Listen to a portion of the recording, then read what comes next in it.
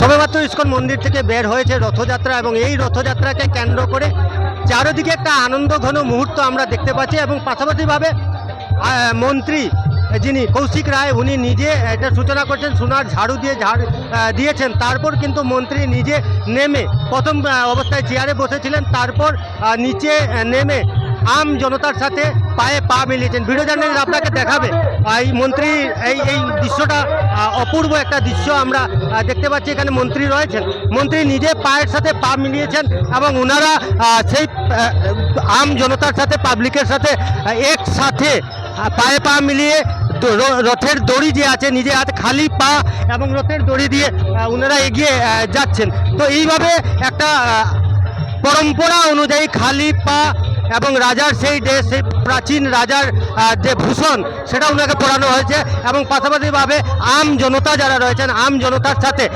নেতা বা মন্ত্রী বলে কোনো কথা নয়, আম জনতার লোক এবং জনতার সাথে পায়ে পা মিলিয়ে উনি এভাবেই এগিয়ে যাচ্ছেন।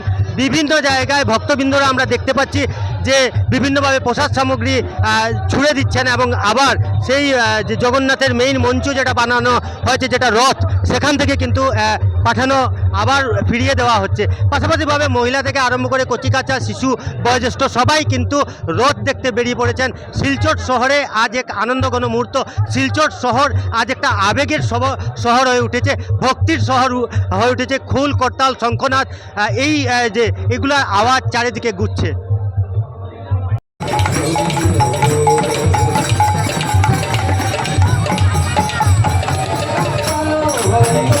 Hello.